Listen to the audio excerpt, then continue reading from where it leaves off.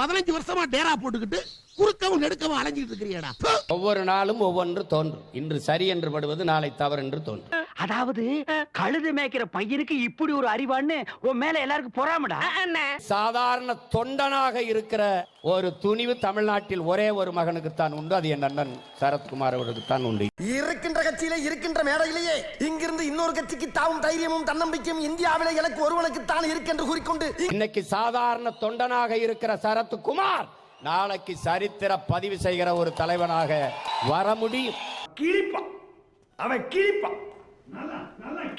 பொன்னியின் செல்வன்ல அவருக்கு ஜோடியாக ஐஸ்வர்யா ராயை போட்டு விட்டார் ஐயா மணிரத்னம்.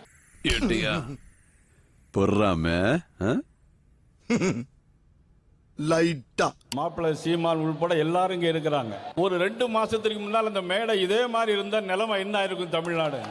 இன்னும் என்ன நீ பைத்தியக்காரனாவே நினைச்சிட்டு இருக்கிறல?